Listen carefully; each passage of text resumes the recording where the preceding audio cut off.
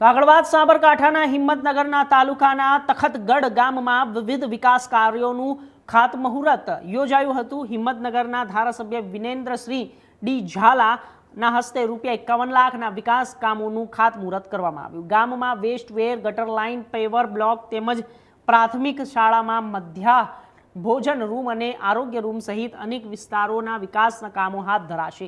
હિંમતનગર તાલુકાના તખતગઢ ગામે 51 લાખના ખર્ચે વિવિધ વિકાસના કામોનું કાર્યનું ખાતમુહૂર્ત થયું। હિંમતનગરના ધારાસભ્ય વિનેન્દ્રસિંહ ડી ઝાલાના હસ્તે આ વિકાસ કામનો પ્રારંભ કરવામાં આવ્યો, જ્યારે 159 સર્વેના આવેલા માતાજીના તળાવ પાસે નવીન વેસ્ટવેરનું નિર્માણ, ઉમિયા ફળિયામાં પેવર બ્લોક, દૂધ મંડળીથી નવીન ગટર લાઇન ને પેવર બ્લોક, રામનગર ફળિયામાં ગટર લાઇન અને પેવર બ્લોક, પ્રાથમિક શાળામાં મધ્યાહન ભોજન રૂમ અને આરોગ્ય રૂમનું નિર્માણ થયું છે।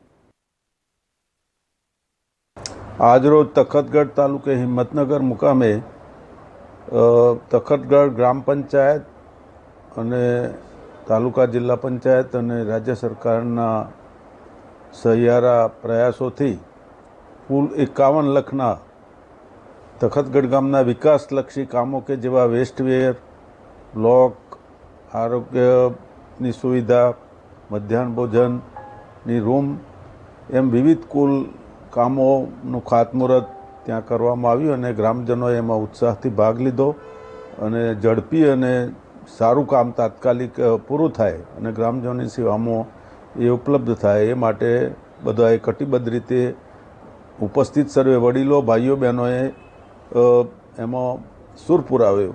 આ કાર્યક્રમમાં તાલુકા પંચાયતના પ્રમુખ નરેશભાઈ પરમાર, સરપંચ ભગવતીબેન પટેલ, ડેપ્યુટી સરપંચ શ્રી, ડેલિગેટ શ્રી નિર્મલભાઈ ભોજાણી, ભાઈ કિસાન મોરચાના પ્રમુખ નિશાંતભાઈ અને ગણપતભાઈ પટેલ એડવોકેટ અને ગામના સંપૂર્ણ બધા જ આગેવાનો ઉપસ્થિત રહે।